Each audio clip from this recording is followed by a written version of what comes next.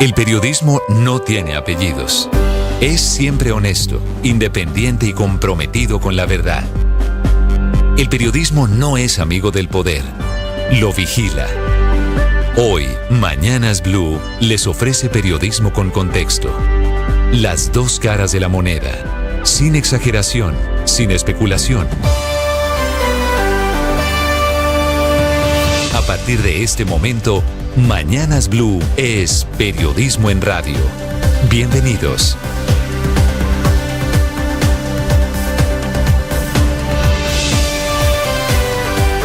Bienvenidos, muy buenos días. 6 de la madrugada, 40 segundos. Apenas está amaneciendo, comienza a aclarar. Pocos minutos antes de la medianoche, hace algo más de 6 horas, el gobierno y el ELN anunciaron una histórica prórroga de 180 días para el cese al fuego bilateral que irá hasta el 3 de agosto próximo y que incluye por primera vez la suspensión del secuestro extorsivo. El ELN lo llama retención de carácter económico y acepta ahora que lo verifique el mecanismo internacional con la ONU y los países garantes, que son Venezuela y Cuba, por ejemplo. El ELN se compromete a no secuestrar, que había sido la causa de la crisis en noviembre del año pasado, cuando secuestraron a Mane Díaz. Recuerden ustedes, el padre de don Lucho Díaz. Desde ese momento se volvió el tema del secuestro y el ELN llega por primera vez a este histórico compromiso. Bienvenidos, ya les vamos a hablar de esta prórroga, con la cual termina, entre otras cosas, el nuevo ciclo de diálogo en La Habana. El anuncio y el comunicado se produce en Cuba, volverán a sentarse las dos delegaciones en abril para otro ciclo. Pero este proceso de paz con el ELN parece estar llegando a niveles realmente dicientes. Ya vamos a hablarles de este tema porque también hay prórroga de otra tregua. Esta no es entre el Estado colombiano y un grupo, sino entre dos grupos de delincuentes, las bandas que operan en Buenaventura sobre el Pacífico colombiano. Por un lado los chotas, por el otro lado los espartanos, que acordaron extender la tregua que ellos pactaron. Un pacto de paz por 3 meses, irá hasta el 5 de mayo, aunque la personería denuncia que siguen reclutando niños en las escuelas, una situación dramática, porque al tiempo que estos grupos chotas y espartanos firman una paz temporal, están llegando otros grupos a reclutar niños en colegios de Buenaventura. Ya les vamos a contar de estas noticias agridulces sobre la guerra en Colombia. Esta mañana se reanudará el rescate de los cuerpos de los militares que murieron en el accidente, el Black Hawk, que se vino a tierra, que se estrelló en Unguía, en el departamento de Chocó, muy cerca a la frontera con Panamá. Los cuerpos quedaron de ese lado de la frontera y por eso el ejército está coordinando esta mañana con autoridades binacionales. El avión militar llevaba comida para las tropas, había despegado de Carepa, que es en Antioquia, y todavía no se sabe por qué se desplomó, pero esas imágenes del avión dando vueltas al final fueron grabadas aparentemente por otro militar. Hoy le dan la vuelta a Colombia. Y hablando del ejército, esta mañana es crítica, muy grave la situación por el brote de una enfermedad respiratoria en la escuela militar que queda en el noroccidente de Bogotá. No ha contagiado a nadie por fuera de la escuela, pero las cifras adentro de la escuela son realmente graves. Murió un estudiante de apenas 18 años de edad que apenas había ingresado allí hace menos de 3 semanas. 290 personas están expuestas al virus, de las cuales 100 ya tienen síntomas respiratorios, 98 están aisladas y 3 están hospitalizadas. Trabaja intensamente en la identificación y en el control de esta enfermedad la Secretaría de Salud de Bogotá. Hay algunas personas de este brote respiratorio que están ya en UCI. No se sabe qué causa el virus ni cómo se propagó tan rápido, solo que provoca fiebre, tos y dolor en el pecho. Ya les vamos a hablar de este tema. Sanidad del Ejército decidió reducir las personas que van a la escuela. Esta mañana en la escuela militar hay menos del 30%. Declararon allí que no es usual trabajo virtual o remoto a las pocas personas que siguen allí en la escuela. La José María Córdoba, esta es la que queda en la calle 80 y obviamente todo el mundo otra vez al tapabocas. Ya les voy a contar también de las conclusiones de la reunión que hubo en la Casa de Nariño, que parecen ser el síntoma de que algo se está cocinando entre el gobierno de Estados Unidos y Venezuela. Vinieron a Bogotá los delegados del presidente Biden, el asesor de Seguridad Nacional Jonathan Finner, Juan González, que es el colombo norteamericano que maneja asuntos del hemisferio en la Casa Blanca, para hablar con el presidente Petro. El tema principal fue Venezuela. Digo, algo parece estar pasando porque al tiempo que se producía esta reunión aquí en la Casa de Nariño, Niño, pidiéndole al presidente Petro que haga y que diga algo. Al tiempo estaba reunido la gente de la Embajada norteamericana en Caracas con dirigentes de la oposición. La idea es que Maduro ceda un poquito, llevarlo a que pueda haber unas elecciones libres, transparentes y tal vez con la participación de María Corina Machado, que es el tema de la discordia. Al gobierno norteamericano le produce molestia, por supuesto, ruido el silencio del presidente Petro, que todavía no dice absolutamente nada sobre una ruptura institucional que hay allí en Venezuela. Muchas noticias para compartir con ustedes esta mañana. Es un día martes frío, pero sin lluvias de momento. Volverá a llover, dice el IDEAM, no hemos salido del fenómeno del Niño.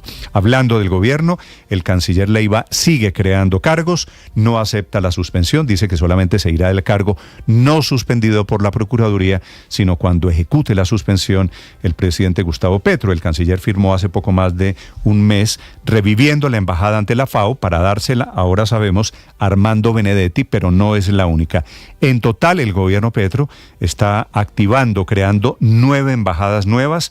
Crearon cargos para 14 asesores, 25 profesionales, 41 consejeros, 9 secretarios de Relaciones Exteriores y 27 auxiliares en misiones diplomáticas. Muchas embajadas en países en donde no había, porque estábamos en teoría en época de cinturón apretado.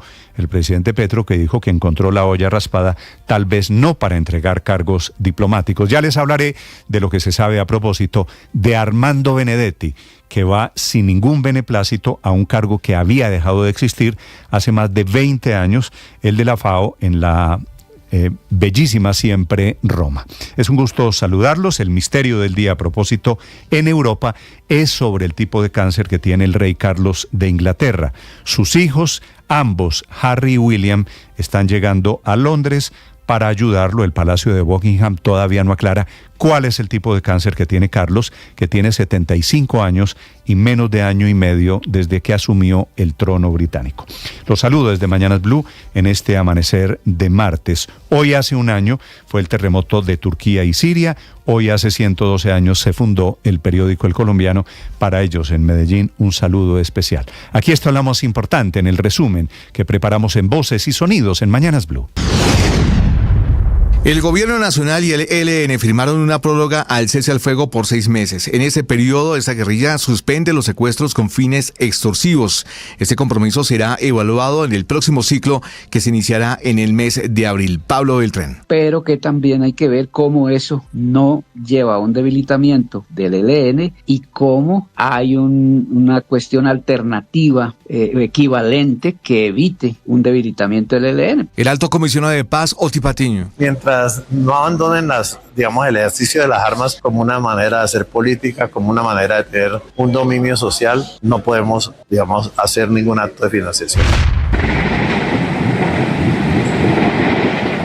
Un helicóptero Black Hawk de la aviación del Ejército Nacional se siniestró en zona de frontera con Panamá. La aeronave tenía 7 tripulantes y llevaba comida para abastecer la tropa. En el video del momento del incidente se ve como el piloto intenta hacer una última maniobra de aterrizaje, sin embargo se pierde por unos segundos y aparece una torre de humo. El saldo es 4 militares muertos, el capitán Darío Bernal, el teniente John Elder Barbosa y el sargento viceprimero Javier Elías Reino. Por su parte, los militares heridos son el cabo primero Alejandro Gutiérrez Trejos, el sargento Jonathan del Río y el soldado profesional Galindo Suárez Prada. La aeronave llevaba provisiones y alimentos. No tenemos ninguna explicación, ninguna palabra para expresar nuestro dolor. Un equipo de vigilancia en salud pública de la Secretaría de Salud de Bogotá realizó una visita en la Escuela Militar de Cadetes General José María Córdoba y logró detectar un brote de infección respiratoria aguda grave inusitado, lo que prende las alarmas ya que un joven de 18 años murió en las últimas horas como consecuencia de esta enfermedad. Según el secretario de Salud Gerson Vermont, se estableció un brote por Irak, potencialmente por influenza, con 290 expuestos, de los cuales 101 están sintomáticos. El Superintendente Nacional de Salud, Ulay Beltrán, presentó la renuncia a su cargo y el funcionario dejó a consideración del presidente Gustavo Petro la aceptación de su retiro de su puesto. Beltrán ha sido superintendente de salud durante todo el periodo de gobierno del presidente Petro y ha sido clave en la consolidación del sistema de salud que se busca plantear con la reforma. Además, Beltrán ha reforzado el control y la vigilancia a las EPS, dando a conocer, por ejemplo, reportes como el de las reservas técnicas en las que solo algunas EPS cumplían cumplieron con los indicadores mínimos que exige la ley. El canciller Álvaro Leiva le envió un documento a la Procuraduría en el que señala que sí cumplirá con la suspensión de 3 meses, pero una vez el presidente nombre a su reemplazo, pues si deja antes sus funciones, podría ser investigado por abandono del cargo. La congresista Catherine Jubinao del Partido Verde, que ha mostrado cierta cercanía con el presidente Petro y que incluso lo apoyó para llegar a la Casa de Nariño, dijo en un video de TikTok que él es el propio saboteador de su gobierno. Ay, presidente Petro, yo y millones que votamos por usted le queremos decir, a usted nadie lo va a tumbar, a usted nadie lo va a derrocar. Aquí el único que se sabotea es usted mismo. El presidente Gustavo Petro se reunió con una delegación del gobierno de Estados Unidos encabezada por Juan González, director del Consejo de Seguridad Nacional para el Hemisferio Occidental. Uno de los temas que hablaron fue el futuro político de Venezuela. Después de que Colombia perdió la posibilidad de llevar a cabo los Juegos Panamericanos 2027 por falta de pago del Ministerio del Deporte, la Contraloría anunció que tomará el control preferente de la investigación sobre los $2 millones que Barranquilla ya pagó a Panama Sport como parte de los planes de pago acordados. El Contralor en funciones, Carlos Mario Zuluaga. También hay compromiso de recursos del orden nacional que se debían hacer. Hay unos temas que son declarados de alto impacto nacional por la complejidad que tiene. Estamos haciendo el uso discrecional de la Contraloría para tomar el control preferente sobre estos temas. Más de 100 hombres de las fuerzas militares llegarán al Caquetá en medio del paro armado de las disidencias de las FARC, el cual se extiende durante 2 semanas. Las comunidades han denunciado confinamientos y desabastecimientos de comida. Ante esto, el general George William Cotúa del Ejército Nacional. Enviar apoyo de tropas de fuerzas especiales con todas sus capacidades precisamente para poder garantizar la seguridad sobre este importante corredor de movilidad y también evitar los posibles confinamientos. Lo que necesitamos, la verdad, para que lleguemos en el camino de la paz total, es de que todos nos unamos. Bueno, aquí estamos trabajando. Hemos demostrado, tanto como chotas y espartanos, de que se puede reducir la violencia. El acuerdo para ampliar por 3 meses más la tregua entre chotas y espartanos en Buenaventura permitiría seguir bajando los índices de violencia allí en el puerto. Gracias a esta tregua que comenzó en agosto del año pasado, se han reducido los homicidios en un 70%. El representante de la Cámara, Alejandro Campo, vocero de la delegación del gobierno en esta mesa de diálogo. Vamos a instalar un mecanismo de monitoreo y verificación del delito. Entonces va a haber una comisión que va a ir a verificar cada hecho de violencia. En medio del balance de rentabilidades de los fondos privados entregado por el presidente de Asofondos, Santiago Montenegro, hubo pullas a Colpensiones, pues el gremio asegura que la competencia es muy desigual por los subsidios regresivos del régimen de prima media. Que al 95% le conviene más los fondos de pensiones que Colpensiones. Al 5% le conviene Colpensiones. ¿Por qué? Porque allá hay unos subsidios muy grandes y muy regresivos. Hay una competencia que es muy desigual. Britain's King Charles has been diagnosed with cancer. The news was made public in a statement from Buckingham Palace. El próximo lunes comienza el tratamiento contra el cáncer del rey Carlos III de Inglaterra. La sorpresiva noticia fue dada a conocer a través de una declaración escrita del Palacio de Buckingham, sin dar muchos detalles. Solo sabemos que no es cáncer a la próstata. Personalidades de todo el mundo han hecho llegar sus públicos deseos de pronta recuperación. I think it's very sad. It's coming a year after the coronation. I'm sure he'll fight it. En Chile, con el paso de los días, queda aún más en evidencia la dimensión de la catástrofe. El último reporte oficial cifra en más de 120 los fallecidos. Hay más de 40.000 personas damnificadas. La casa de mi primo, que está un poco más abajo, la casa de mi hermana, mi padre. Nosotros empezamos con una pieza de 3x3, entonces hay que volver a levantarse nomás, pues ya no queda de otra. El presidente Gabriel Boric. Estamos en una emergencia grave. Hemos dispuesto también sobre la presencia de más personal militar y de carabineros para resguardar la seguridad de los vecinos y vecinas de las zonas afectadas. El alcalde de Valparaíso, Jorge Sharp. La hipótesis de la intencionalidad es una que no puede ser descartada, sino que todo lo contrario adquiere muchísima fuerza. Hoy iniciará el Tour Colombia 2024. La última edición fue en el 2020 y tras 4 años la carrera más importante del país vuelve a disputarse. La carrera contará con 6 etapas y la de hoy, la inicial, contará con 155 kilómetros en un recorrido entre Paipa y Duitama. Egan Bernal, una de las figuras de esta edición, habló sobre sus objetivos. Con el año pasado cualquier cosa es ganancia. El año pasado la verdad sufrí bastante en todas las carreras que estuve y digamos que ya en esta pretemporada me iba sintiendo un poco mejor y lo que espero es eso, poder disfrutar de las carreras como pude disfrutar en los nacionales de ruta. Estás escuchando Blue Radio. Boombox suena a contar historias, a entender la vida mientras paseas a tu perro o corres. Suena a enamorarse donde menos lo esperas. Suena a aprender de cocina mientras arreglas tu casa o meditar mientras estás en casa.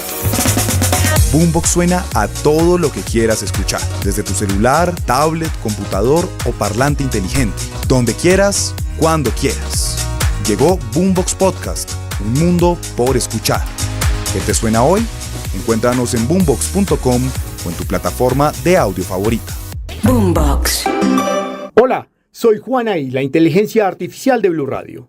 Y hoy les cuento que la inteligencia artificial tiene más posibilidades de crear empleo que de destruirlo, según un estudio publicado por la Organización Internacional del Trabajo. Solo el 5,5% del empleo total se encontraría potencialmente expuesto a los efectos del uso de inteligencia artificial. Este informe advierte que el trabajo administrativo en oficina sería la categoría más expuesta y que las mujeres serían más propensas que los hombres a verse afectadas. En Blue Radio le ponemos cara a la radio. Ahora nuestro contenido no solo se escucha, también se ve. En este país, gobernador, todo es gravísimo y no pasa nada. Algunos en ese límite de la ilegalidad. Bienvenido, gracias por estar conectado. En Blue le ponemos cara a la radio, a la opinión y al debate, a los diferentes puntos de vista, al rigor periodístico, a los hechos deportivos, a la opinión, al humor y al entretenimiento. Le ponemos cara a la radio.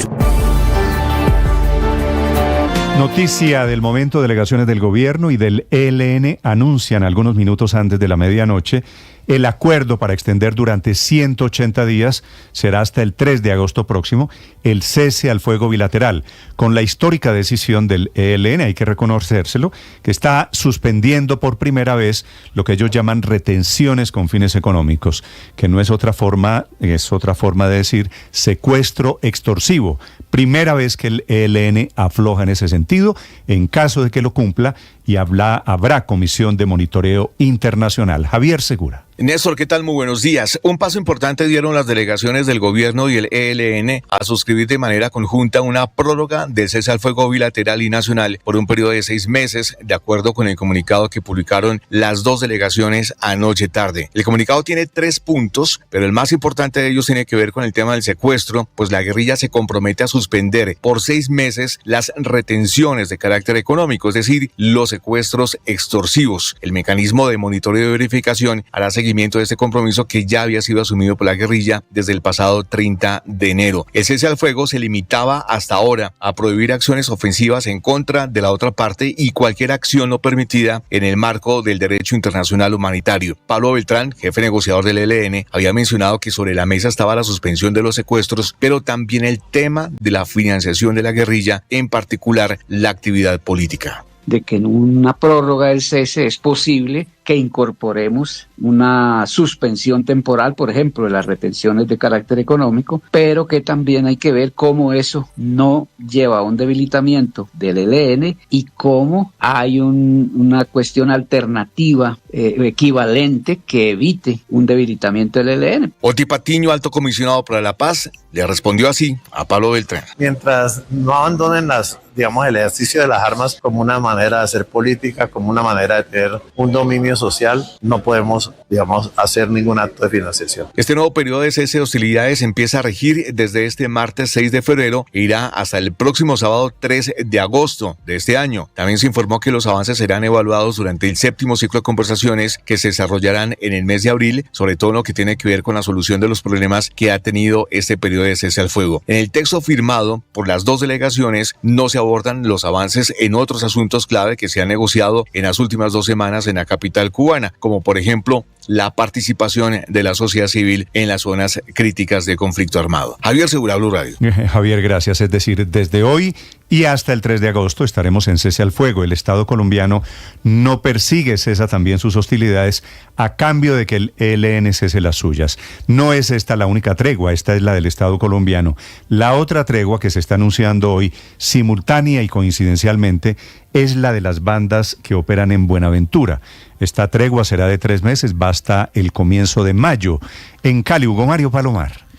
Néstor, Chotas y Espartano, las dos bandas criminales que en los últimos años han protagonizado enfrentamientos en las calles de Buenaventura en medio de una disputa por el control de las comunas por donde ingresan y sacan droga y armas, pactaron en las últimas horas extender la tregua hasta el próximo 5 de mayo. Monseñor Rubén Darío Jaramillo, el gran promotor de la paz en Buenaventura, aseguró que gracias a esta tregua que comenzó en agosto del año pasado, se han reducido los homicidios y otros delitos en esta ciudad del Pacífico. En el mes de enero se registraron una disminución muy alta de homicidios, entonces esto lleva un poco de tranquilidad en ese sentido, y para el turismo y para otras actividades de la vida de la gente. Los niños no tienen por qué estar escuchando balas, ver muertos, ver gente con sangre en las vías. Sin embargo, la tregua se ha visto empañada por una nueva denuncia de violencia en Buenaventura. Padres de familia aseguran que se está presentando reclutamiento de niños en algunos colegios de la ciudad. Algunas instituciones educativas no han iniciado clases en la zona rural y están aumentando los casos de deserción escolar allí en el puerto de Buenaventura. El personero distrital Edwin Patiño. Esta es una situación, una investigación que estamos realizando. Aquí estamos haciendo esas conversaciones, haciendo esos diálogos, que la familia, los padres puedan hacer las denuncias correspondientes. Se ha recibido denuncia de ese índole. Nosotros como Ministerio Público pues la estamos recesionando, está analizando, y esto se lleva a competencia de otras instituciones y organismos. Sabemos que hay reclutamiento de niños y niñas adolescentes. El diálogo entre chotas y espartanos busca el sometimiento y el desarme de más de 1.000 integrantes de estos dos grupos armados ilegales que delinquen en esta zona del Pacífico colombiano. Néstor. Gracias, Hugo Mario. 6 de la mañana, 21 minutos. Esta mañana hay una situación crítica en asuntos de sanidad en la Escuela Militar, la José María Córdoba, que queda en la calle 80, la legendaria escuela de formación de cadetes, en donde la crisis sanitaria es por cuenta del brote de una enfermedad, una infección respiratoria. Se sabe que es aguda, se sabe que es grave, que deja de momento más de 100 personas que tienen síntomas de esa enfermedad. Aparentemente ya mató a un cadete y hay otros en riesgo que están en unidades de cuidado intensivo esta mañana. Una situación caótica un poquito, porque podría salirse de esos límites allí en el noroccidente de Bogotá. Damián Landines. Néstor, muy buenos días. Horas más tarde de que el ejército confirmó la muerte del estudiante Christopher Blanco por una enfermedad respiratoria grave, se encendieron las alarmas sobre una posible crisis sanitaria al interior de la Escuela Militar de Cadetes en Bogotá. Por esta razón, la Secretaría Distrital de Salud envió un equipo de vigilancia de salud pública y detectaron un complejo panorama que lo confirmó el secretario Gerson Vermont. Se estableció un brote por Irak, potencialmente por influenza, con 290 expuestos, de los cuales 101 están sintomáticos, 98 están aislados, 3 personas están hospitalizadas, 2 de ellas en UCI. Un joven de 18 años falleció desafortunadamente el pasado 3 de febrero y en este momento nos encontramos a la espera de la necropsia clínica. Con el brote confirmado se empezó a aislar a más de 100 personas que tendrían la enfermedad respiratoria, mientras que a la Escuela Militar todos los uniformados comenzaron a implementar el tapabocas a su indumentaria en medio de la llegada de equipos médicos. La coronel Claudia Cruz de la Oficina de Servicios de Salud de Sanidad de Ejército. La Dirección de Sanidad dispuso de un equipo multidisciplinario al claustro académico compuesto por médicos, enfermeros epidemiólogos, especialistas para realizar la búsqueda activa de sintomáticos respiratorios. Se encontró un brote de infección respiratoria aguda y se dispusieron las medidas necesarias para su manejo. En estos momentos en la escuela se aplican protocolos como cercos epidemiológicos, tamizajes respiratorios y toma de temperatura para prevenir cualquier propagación, pero la emergencia ya deja 3 personas aisladas, 2 de ellas en UCI y una persona muerta. El estudiante de 18 años, Christopher Blanco. Frente a esta situación habló Zulena Blanco, la tía del cadete fallecido. No tenemos ninguna explicación, ninguna palabra para expresar nuestro dolor de que le entregamos al ejército un niño sano y nos los devuelve así. Le dijeron que como que era un resfriado, cosas así, y le mandaron unos medicamentos. Dichos medicamentos nunca se los entregaron porque según él ya no está cobijado por el carnet de mi hermano, que es también militar, y no le dieron otra explicación sino esa. Ante la alerta, más de 1.400 estudiantes y docentes fueron enviados a sus casas a la virtualidad y la ocupación de la escuela se redujo a un 70%, pero otros padres de familia que tienen a sus hijos estudiando en la academia también expresaron preocupación. Estamos muy angustiados, estamos preocupados porque pues no sabemos si es realmente un virus, si es una variante del COVID, si es algo que se produce dentro de la escuela, entonces estamos ajenos a la situación de allá. Sabemos sabemos que nuestros chicos están enfermos. Por ahora, Néstor, continúa la investigación epidemiológica de campo a la espera de nuevos resultados y la recomendación a todas las familias de la comunidad académica es que ante cualquier síntoma respiratorio informen a las directivas de la Escuela Militar o llamen al 123. Damián Landines, Blue Radio. Ricardo Ospina es periodista. Está en Mañanas Blue.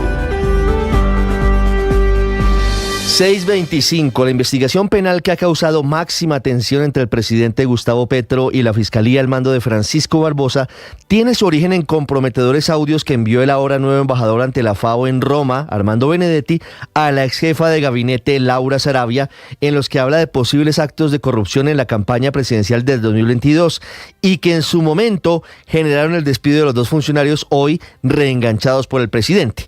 El 9 de junio del año pasado, el fiscal Barbosa firmó una resolución en la que divide en dos partes la investigación para determinar la veracidad de lo dicho por Benedetti en los audios enviados a Sarabia, en los que entre otras cosas amenazó con contar todo lo que sabe y dijo que si eso llegara a pasar, todos nos vamos presos. Esto lo dijo textual, en particular en torno a las posibles irregularidades en la financiación de la campaña. La primera parte de la investigación relacionada con los altos funcionarios del Estado aforados fue asignada por el fiscal Francisco Barbosa a Gabriel Jaimes Durán, el coordinador de fiscales delegados ante la Corte Suprema, en cuyo despacho están las investigaciones contra Armando Benedetti y, entre otros, contra Ricardo Roa, quien fuera el gerente de la campaña Petro Presidente de 2022. El despacho de Jaimes se ha concentrado en determinar si fue o no irregular la donación de 500 millones de pesos de FECODE a la campaña. La FECODE dice que fue al partido político Colombia Humana. Hasta este momento, Ricardo Roa, quien hoy es presidente de Ecopetrol, no ha sido llamado a interrogatorio, lo cual indicaría que el proceso en su contra todavía está en una etapa preliminar. La segunda parte de la investigación, que en teoría debería recaer sobre las personas particulares y funcionarios no aforados como Ricardo Roa, fue asumida por orden del fiscal Francisco Barbosa por Elkin Javier Ardila, un destacado y curtido fiscal adscrito a la unidad anticorrupción, experto en delitos electorales. La clave del futuro de las decisiones de la Fiscalía, en este caso, estará en determinar si hay o no irregularidades en las cuentas de campaña o en las finanzas de Ricardo Roa, y eso parece que todavía no está tan cerca. Lo complicado es que por cuenta de estas versiones, el presidente Petro llamó a las calles ante lo que dijo es una ruptura institucional. Esto es considerado por algunos magistrados de la Corte como una presión indebida porque coincide con la sesión del jueves en la que se sentarán a definir si eligen o no fiscal general. Al final, en este episodio hay una alta probabilidad de que con la estrategia de intentar presionar en las calles a la Corte para la pronta elección de reemplazo de Francisco Barbosa al petrismo, como reza el dicho popular, le salga el tiro por la culata, porque es altamente probable que quede como fiscal encargada la vicefiscal Marta Yanet Mancera. Camila Carvajal es periodista. Está en Mañanas Blue. 6 de la mañana, 27 minutos. Que nadie iba a renunciar en el gobierno y ahora, de a poquito, hemos ido conociendo los funcionarios que entregaron la carta de renuncia.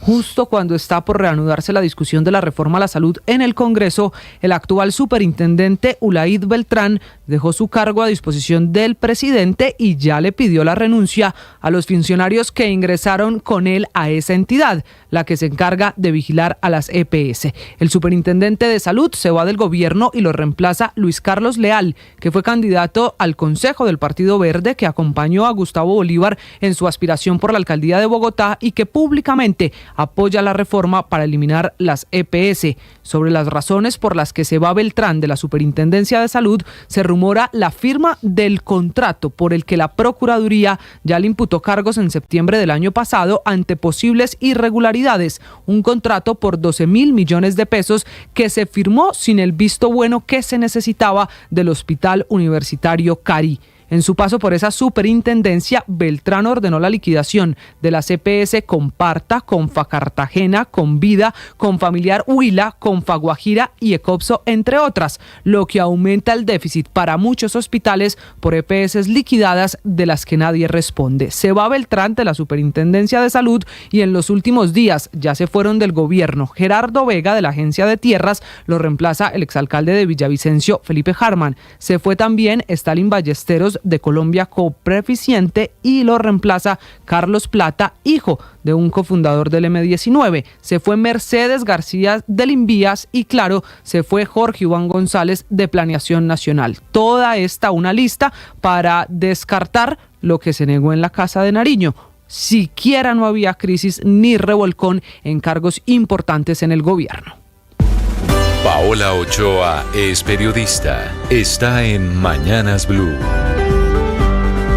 6 de la mañana, 30 minutos. Malas noticias para 20 millones de hogares colombianos que hoy se levantan con malos anuncios en materia de carestía. Cábalas que lanza el propio Banco de la República en la presentación de su último informe de política monetaria, donde eleva el pronóstico de inflación para este año en casi un 50%, pasándolo del 4 al 5.9%, del 4 al 6% prácticamente, ante los coletazos del fenómeno del Niño, tanto para el precio del mercado como para el precio de la energía. Dos gastos recurrentes en la canasta familiar de los hogares colombianos que vienen envenenados este año, contagiados por este nuevo fenómeno climático caracterizado por sequías, heladas y por supuesto también por incendios, disparando por un lado el precio de los alimentos que venían cayendo a lo largo de todo el año pasado y que cerraron 2023 con una inflación del 5%, es decir, casi la mitad de la inflación generalizada que estuvo en torno al 9.28% y que había hecho, por ejemplo,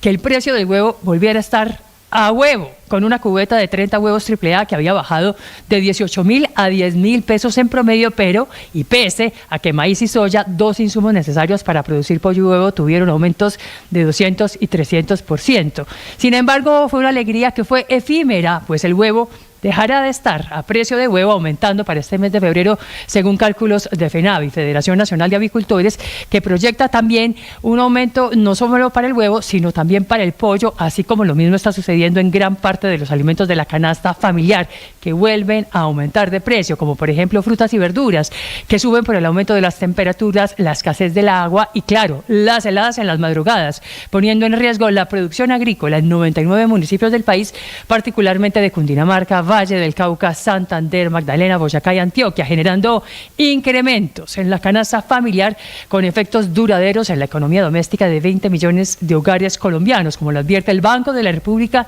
en su informe de política monetaria, donde advierte también que sube su pronóstico de carestía en un 50%, del 4 a casi el 6%, por cuenta de la luz, de los recibos de electricidad que también van a comenzar a subir.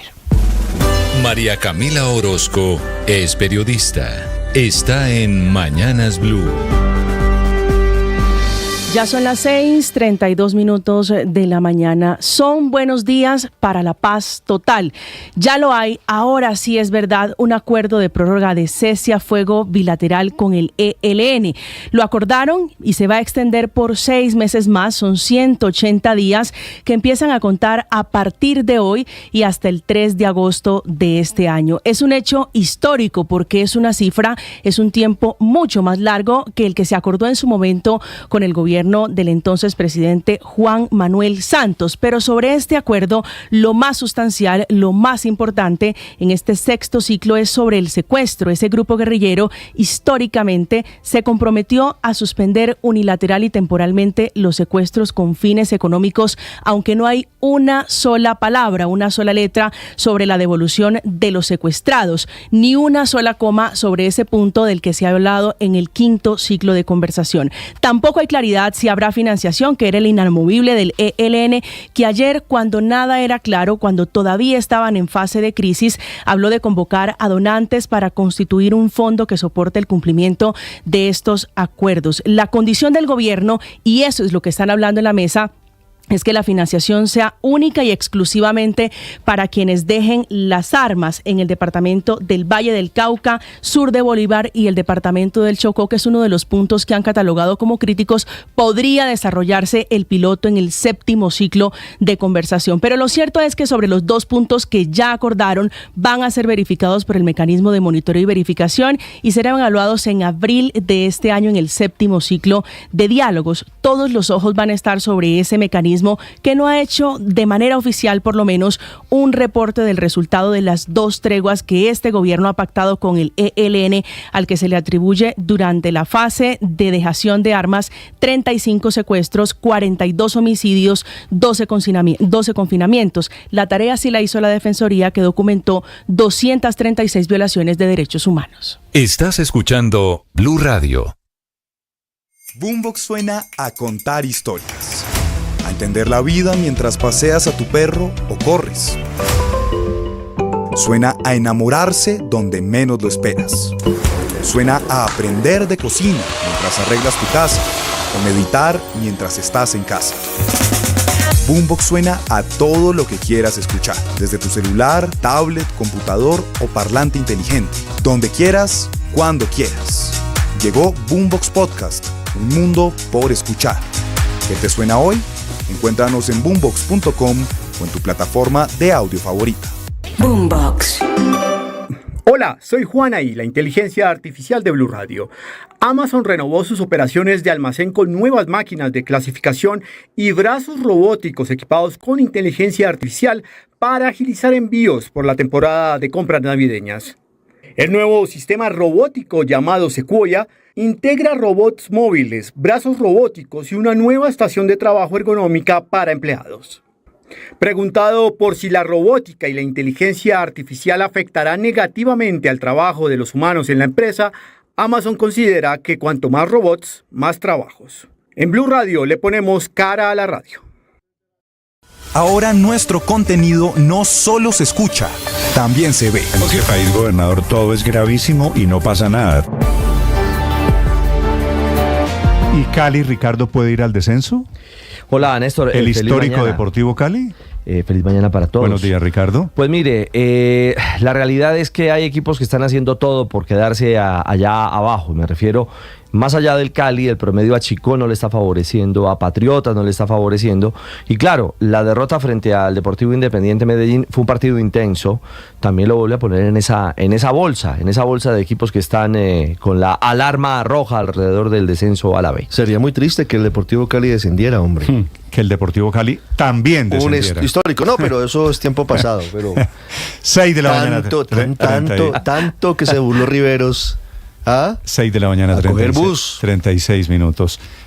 Lamento mucho por los hinchas del Deportivo Cali. El Deportivo Cali, ¿sabe que es un equipo que a mí me gusta mucho? No, el Deportivo Cali es uno de los equipos más históricos. Es una institución que marcó la historia de Colombia desde el inicio. En los 70 tuvo equipos brillantes. Pasaron jugadores como Carlos El Pibe Valderrama, Bernardo Redín. Bueno, nos podríamos quedar hablando de... El maestro Arboleda, para mi gusto. Por ejemplo. 6 de la mañana, 37 minutos. Pero además... No sé cuál es el tema, porque el Deportivo Cali comenzó bien este torneo. Ganó 2 o 3 partidos seguidos. Ayer pues perdió, pero todos los partidos, todos los equipos pierden, pero ayer perdió un partido, pero llevaba ganando 3. ¿A cuánto está el Cali del descenso, Ricardo? Ya le doy el promedio exacto. Ya le cuento porque está solo por no se angustie, Riveros, porque no es inevitable todavía el Cali obviamente se puede recuperar. Padre, buenos días. Buen día, Néstor, como siempre con ánimo, con fuerza, iniciando este nuevo día, frío, muy frío. Pero sabe que esta mañana no había el nivel gélido de otras madrugadas. No, eso es cierto, pero... Teníamos 11 grados en este momento, la temperatura 12 grados centígrados. Eso es manejable. Eso en Bogotá es primaveral. A veces nos levantamos con 5. Tema de esta mañana, padre. ¿Sabe, Néstor? Yo quiero hablar de la doble moral. Usted sabe que eso se ha usado mucho. Usted sabe de dónde viene esa expresión, ¿verdad? No, señor. Bertrand Russell dice que los humanos tienen una moral que predican, pero no practican. Y una que practican, pero no predican. Eso dice Bertrand Russell.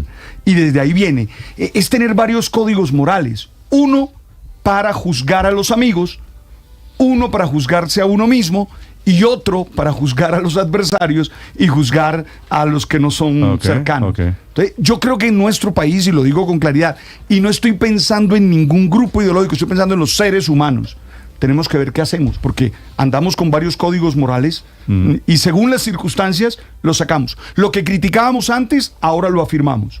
Lo que antes estábamos en contra, ahora nos parece, tengamos cuidado. Lo que se llama el doble rasero. El doble rasero, es un tema de doble moral y creo que como sociedad tenemos que pensarlo. Sálgase del fanatismo de que eso es conmigo, de que no, sálgase de ahí y oteemos la vida. Usted sabe que otear es uno de los verbos que a mí más me gusta. Sí. Mirar desde arriba la vida, creo que es el verbo de la espiritualidad. Entonces, desde ahí tratemos de entender cuáles son los valores. Vale, 6:39 a.m, ya viene el padre Linero. Esta mañana hay buenas noticias, eso es lo que está informando el primer ministro británico sobre el estado de salud, padre, del rey Carlos de Inglaterra, a quien le descubrieron cáncer, pero está diciendo el primer ministro Sunak que se lo descubrieron a tiempo, que no es un desenlace inminente.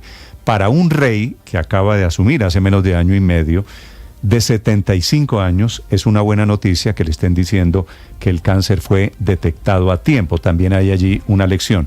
Sin embargo, están llegando a Londres sus hijos, que van, por supuesto, a ponerse un poco al frente de la situación. No fácil para un rey de 75 años. Silvia Carrasco está en Inglaterra. Sí, Néstor, la verdad es que está bien decir que llegan los dos hijos porque William, que es el inmediato sucesor, estaba completamente apartado de sus deberes reales producto de la enfermedad de su mujer. Por lo tanto, ahora se reincorpora. El otro hijo, el príncipe Harry, fue visto en Los Ángeles, en la ciudad de Los Ángeles, abordando un avión rumbo a Londres. Por lo tanto, se le espera para el mediodía de Londres que aterrice. Recordemos que ahí hay cierto distanciamiento con Harry, con Enrique. Harry en inglés, porque claro, todo lo que hizo el año pasado publicando sus memorias en libros y en documentales en plataformas de streaming. Por lo tanto, esa relación que había estado bastante dolida, a lo mejor por el producto de la enfermedad, se está acercando. ¿Qué es lo que sabemos de nuevo del comunicado? Solo sabemos que padece cáncer, que fue detectado mientras se le hacía la operación a la próstata, pero que no es cáncer de próstata y que tiene tratamiento. Por lo tanto, no se sabe cuál de todos los tratamientos que hay posibles para el cáncer se le está aplicando, pero esperamos, con esta transparencia que ha tenido el rey Carlos III para comunicar su enfermedad, lo que es absolutamente inédito en la monarquía británica, vamos a ver cuánto más vamos a conocer de ese tratamiento.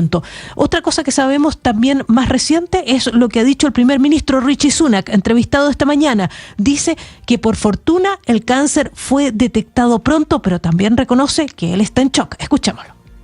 Like everyone else, shocked and sad, and just all our thoughts are with him and his family. And thankfully, this has been caught early, and now everyone will be wishing him Dice, como todo el mundo, estoy en shock y con pena, con todos mis pensamientos puestos en él y su familia. Por suerte, esto fue detectado tempranamente, es lo que dice, y que va a seguir el tratamiento que corresponde. También ha dicho el primer ministro Rishi Sunak que sigue en contacto permanente con él y que van a seguir con sus sesiones semanales. El rey lo que ha dicho es que él se retira de sus compromisos públicos, pero que va a seguir atendiendo sus deberes, como esta cita semanal que debe tener con el primer ministro.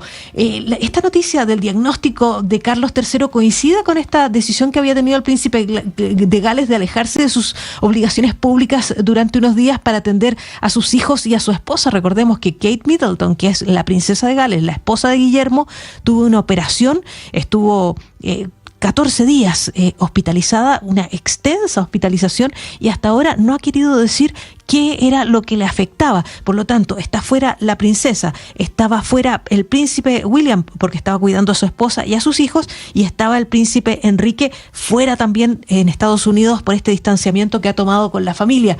Sin embargo, producto de esta enfermedad del rey Carlos, Néstor, todo el mundo se está preguntando cuál es la línea de sucesión en Inglaterra. Bueno, la línea de sucesión va completamente por la línea de las generaciones nuevas. O sea, el primero es el príncipe William, que es el mayor de Carlos y que era hijo de Diana también. Y le suceden a él sus 3 hijos inmediatamente. O sea, el príncipe Jorge, que tiene 9 años, la princesa Charlotte, que nació en el 2015, por lo tanto va a cumplir 9 años, y el príncipe Luis, que nació en el 2018, por lo tanto va a cumplir ahora en abril, va a cumplir los 4 o 5 años. los 6 años. El quinto en la línea de sucesión, ahí tenemos 4, o sea, el príncipe William y sus 3 hijos. El quinto en la línea de sucesión es el príncipe Harry, el hermano menor de William, hijo de Diana y de Carlos. Él renunció a sus deberes reales, pero conserva su posición en la lista de sucesión. Y a él y después de él están sus 2 hijos, o sea, Archie Mountbatten Windsor, el mayor de él y del príncipe Harry y Meghan, y la pequeña Lilibet Mountbatten Windsor, que nació hace apenas 3 años, que es también hija de Harry y Meghan. Esos son los 7 que están en la línea de sucesión. Pero eso es en caso de que llegara a fallecer el rey. Hay otro mecanismo que funciona en el Reino Unido, un mecanismo constitucional previsto si es que el rey cae en enfermedad grave. Y ahí se trata de los consejeros de Estado que pueden reemplazarlo en sus obligaciones públicas. Y en ese orden está la reina Camila, su esposa actual. Segundo, el príncipe Guillermo, que es su sucesor inmediato. Tercera, la princesa Ana, que es su hermana. Y cuarto, el príncipe Eduardo, que es su hermano, el menor de todos sus hermanos. Andrés, por supuesto, que es el que ha estado en problemas legales, está apartado de todo aquello.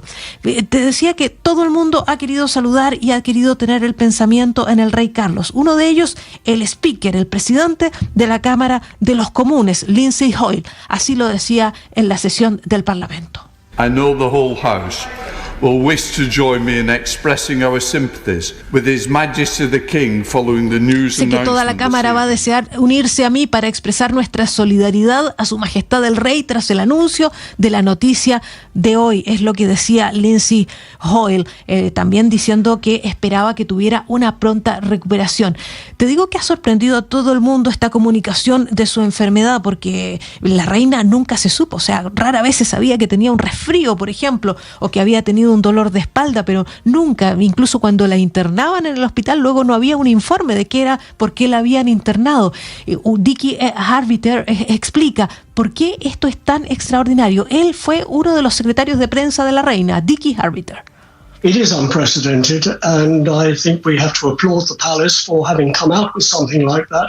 The king, dice, esto no tiene precedentes y debemos aplaudir al Palacio de Buckingham por haber hecho público algo como esto. Dice que el rey es un hombre pragmático, sobre lo que le ocurra a él y su familia lo está comunicando. Eso es lo nuevo a lo que se están enfrentando los británicos, Néstor, pero tengo que decirte que los británicos tampoco les gustan mucho las cosas nuevas. Hay que ver cómo reaccionan, porque a ellos lo que les gusta es la tradición, la estabilidad, y en los últimos años eso es lo que no han tenido. O sea, perdieron una reina que estuvo más de 80 años con ellos. En apenas un par de años han tenido más de 5 primeros ministros.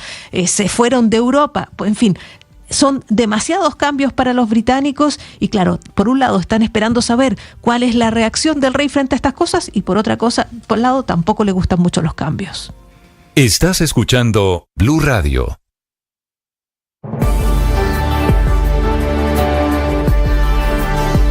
Las princesas de ahora ya no comen cuento. Historias creadas y producidas por Dago García y María Mercedes Sánchez, que nos llevarán en un recorrido a través de las historias clásicas de las princesas, pero con las cualidades de las mujeres de hoy. Mujeres activas, participativas y líderes.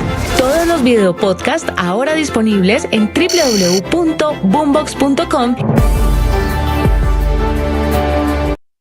El padre Alberto Linero es periodista y también está en Mañanas Blue.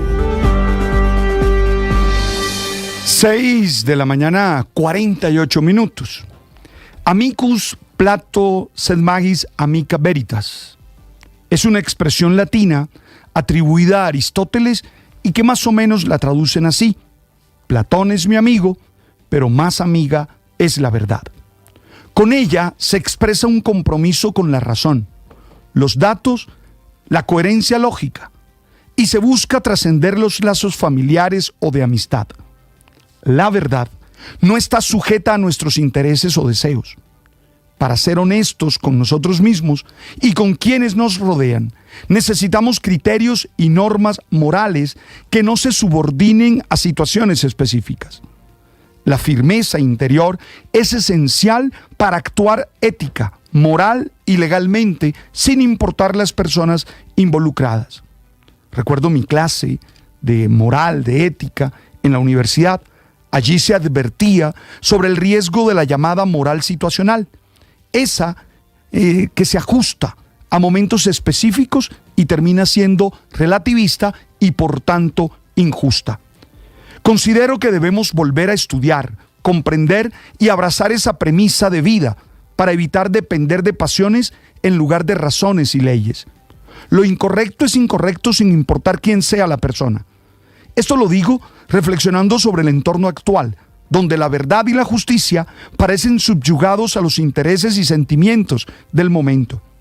¿Recuerdas tú que este comportamiento se etiqueta como doble moral?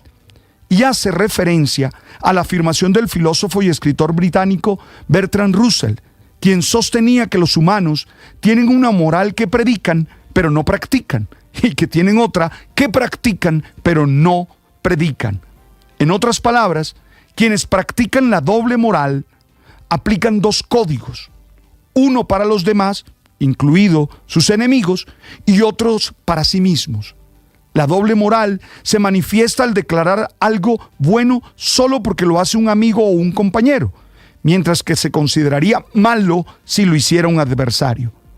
Tal vez esto puede explicar lo que está pasando hoy en Colombia, donde nos encontramos que muchos terminan declarando bueno lo que antes declaraban malo, o viceversa. Oye, eso nos lleva a injusticia, que quede así claro.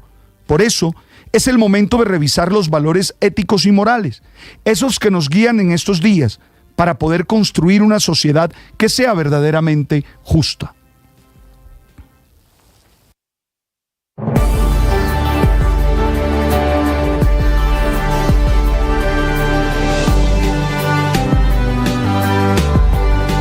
La pasión y la afición en juego y los datos de lo último en deportes se lo presenta Mañanas Blue. Ya son las 6 de la mañana, 51 minutos. Hablamos de deportes, hablamos de Liga en Colombia. La fecha 4 ha dejado una victoria para el Deportivo Independiente Medellín por la mínima diferencia. Un partido intenso, vibrante, donde Brian Muñiz fue el encargado de convertir el único tanto para la victoria del Rojo de la Montaña. 1-0 ha caído el Deportivo Cali, que de momento, producto de esta derrota, es tercero en ese listado de equipos que prenden alarmas camino al descenso. Patriotas con un promedio de 0.25, al igual que Jaguares con 1.01, son los equipos que están ahí en la zona complicada. Apenas arranca la liga, Cali tiene como promedio 1.07 y Chicó 1.13. A propósito de Jaguares, en condición de visitante le arrebató un punto al Deportivo Pasto. 1-1 fue el resultado en favor del equipo cordobés. Nieva marcó para los volcánicos, mientras que Morelo anotó para el conjunto de Jaguares. Otro visitante que sumó, pero de a 3, fue el Deportivo Pereira. Derrotó 2-1 a Chicó en Boyacá. Lozano marcó para el equipo boyacense. Darwin Quintero y Lencina, el recién presentado como nuevo delantero del conjunto matecaña, ex Junior de Barranquilla, ex Bucaramanga, fue el encargado de concretar la victoria para el grande matecaña. Con este panorama y con una fecha 4 abierta, el líder es Junior con 10 puntos, Tolima segundo con 9, Nacional tiene 7, al igual que Fortaleza y Águilas, y el grupo de los 8 con 6 unidades lo están cerrando América, Santa Fe e Independiente Medellín. Hoy la fecha 4 se cierra con 11 Caldas en Manizales frente a la Equidad y Santa Fe en el Campín de Bogotá frente al Atlético Bucaramanga.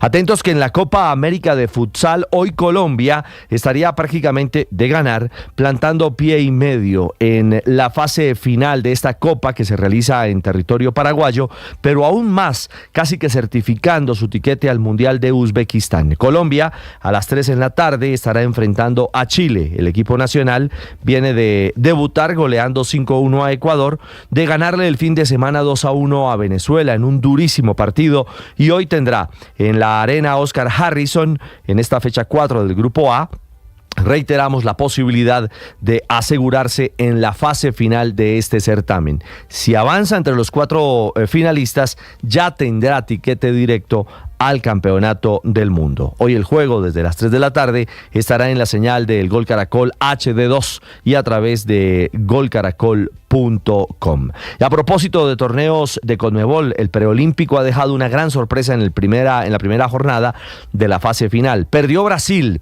El equipo de Endrick, la sensación, la nueva joya del Real Madrid, cayó 1-0 frente a Paraguay, mientras que Argentina igualó 2-2 con Venezuela. Es decir, camino a los Olímpicos de París 2024 tras la primera fecha. De momento Paraguay con 3 puntos, Argentina con 1 y Venezuela con 1 están ahí en la puja. Brasil es última de momento con 0 unidades. Y Tour Colombia, hoy cuarta edición, arranca etapa 1, 155 kilómetros, partirá de Paipa, recorrerá el bellísimo valle de Tibasosa, pasará por Sogamoso, irá a Nopsa para llegar a Duitama. De los nuestros, Nairo, Rigo, Egan, Chávez, Gaviria, Sosa, Tejada, bueno, la élite del ciclismo colombiano, Fernando Gaviria, hoy favorito para pelear la etapa al embalaje. Bueno, la llegada de Nairo es una cosa importante para el equipo porque es un líder y creo que es uno que siempre responde, y el correr acá en Colombia es lindo, no solo para nosotros, sino para toda la afición. Claro que es lindo para los corredores. Será Fernando, compañero de Nairo, quien regresa al Movistar Team, y las emociones del ciclismo que hoy se toman con el Tour Colombia a nuestro país. 6:55, los deportes a esta hora en Mañanas Blue.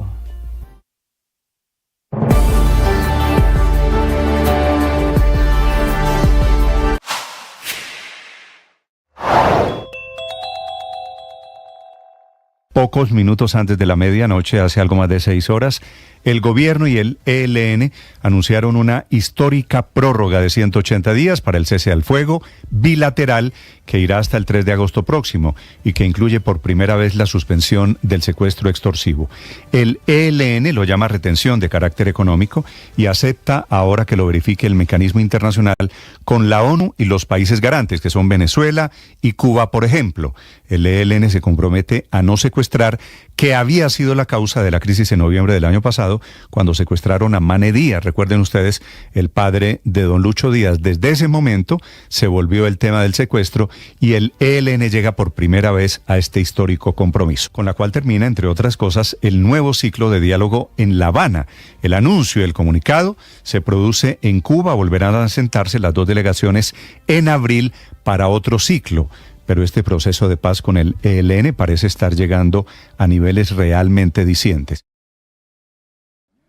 Los seres humanos somos actos inacabados.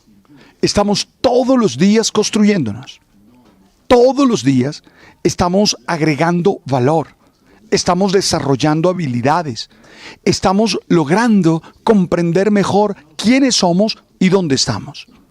Tú tienes que vivir siempre en función del crecimiento. Tú sabes cuál es tu ideal y sabes que tienes que construir un plan para ello. Tienes que ser mejor ser humano, amar de mejor manera, pensar más claramente, tener la fortaleza que te permite construir en medio de la adversidad, hacer vínculos llenos de funcionalidad, de amor. Eres un ser llamado a ser mejor. No lo olvides. ¿Cuál es tu plan para ser un mejor ser humano? Esa es la pregunta hoy. Tú sabes.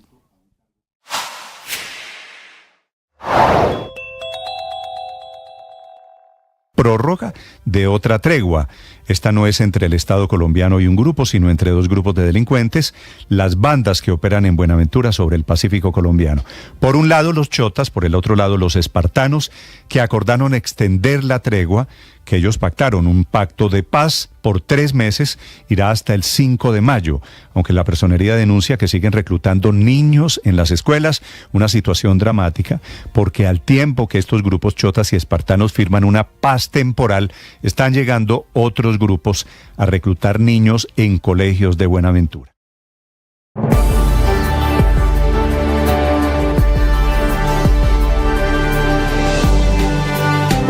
Estás escuchando Blue Radio y bluradio.com.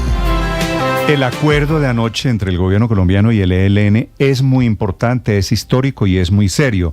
Lo firman los delegados del ELN, delegados del gobierno, garantes colombianos e internacionales, la iglesia, congresistas, gremios económicos que han acompañado, que son la garantía todos de que esto por lo menos intenta ser serio. Es un acuerdo de cese al fuego que tendrá una vigencia de 6 meses. Bueno, no, 6 meses no, corrijo, 180 días. Arranca a partir de hoy y termina el 3 de agosto próximo. Oti Patiño es el comisionado de paz del Gobierno Nacional. Señor Patiño, bienvenido a Blue Radio, muy buenos días. Gracias, Néstor. Buenos días también a usted y a la audiencia. Pues gracias por aceptar esta entrevista. Comisionado, quisiera preguntarle, este acuerdo me parece que tiene un tema histórico y es, creo, la primera vez que el ELN suspende lo que ellos llaman retención económica, el secuestro extorsivo. ¿Cómo fue la elaboración de este documento? Usted que ha estado sentado en esta mesa con el ELN, ¿qué importancia, cómo tiene el desarrollo previsto el Gobierno Nacional? Bueno, la verdad, digamos, es que en este ciclo yo no estuve en la mesa, estaba atendiendo otros asuntos relacionados con la oficina del alto comisionado, que ya mi ocupación, de tal manera que le correspondió a Vera Grave y a Iván Cepeda y a los demás comisionados atender, digamos, estas conversaciones en este ciclo, en este sexto ciclo. Sí, claro, sé que usted está en Bogotá, que el acuerdo fue en Cuba, pero quisiera preguntarle como director de la orquesta, y usted ha estado tocando la partitura allí con el ELN, sobre la importancia que tiene este acuerdo y sobre los avances que hay en este acuerdo de anoche. Bueno, este acuerdo ya había una intención expresa, digamos, durante el quinto ciclo de la prórroga del cese al fuego. En este sexto ciclo lo que se hizo fue formalizar, digamos, esa intención que ya estaba expresa en el quinto ciclo, y también el tema, me parece más importante, es que bajo el cese al fuego también se cobijan acciones como el secuestro, que son sujetos a que sean monitoreadas por el mecanismo de monitoreo y verificación que se ha instalado, además porque también se quiere que ese mecanismo de monitoreo y verificación sea perfeccionado fundamentalmente a través de las veedurías locales, porque uno de los problemas que tiene los monitoreos es que en las regiones y en las localidades, digamos, tienen muchas imperfecciones por la falta de información por parte, digamos, de las personas, de las ciudadanías. Sí, señor Patiño, comisionado, ¿cómo se va a adelantar el monitoreo de verificar si se cumple o no el cese del fuego, y un asunto que es muy sensible y no tan fácil de identificar en algunas ocasiones, como es el secuestro extorsivo cometido por el ELN, porque a veces incluso lamentablemente es un crimen tercerizado, lo cometen bandas delincuenciales que luego venden a los secuestrados al ELN? ¿Cómo va a funcionar el mecanismo para monitorear y evitar que eso pase? Pues hay, por un lado, la información que pueda proveer la ciudadanía, los servicios de inteligencia del Estado también, por supuesto, y desde luego un tema que también es muy importante considerar es que en caso de un reconocimiento de que una persona no sea reconocida como secuestrada, se cae en el delito de desaparición forzada. Es decir, si la persona desaparece, no se conoce, digamos, la autoría de secuestro, y tampoco se conoce, digamos, sobre el paradero y la situación de vida del secuestrado, pues se cae en ese delito. Antes la desaparición forzada quedaba limitada únicamente a las personas desaparecidas por organismos o agentes del Estado, pero después ese delito se extendió a organizaciones armadas ilegales. De tal manera que, y esa incurrencia en la desaparición forzada, de todas maneras es gravísimo, porque pues es un tema que ya no solamente es un delito, sino que y una cesación, una violación al cese al fuego, sino que es un delito de lesa humanidad. Sí, señor comisionado, quisiera preguntarle sobre la financiación, porque ese era un inamovible del ELN y esa fue parte de la crisis. ¿Qué acordaron en temas de financiación a cambio de que ellos renunciaran al secuestro, que era la propuesta de esa guerrilla? ¿Va a haber financiación? Pues se suponía que el tema de ligar no secuestro con financiación ya era un tema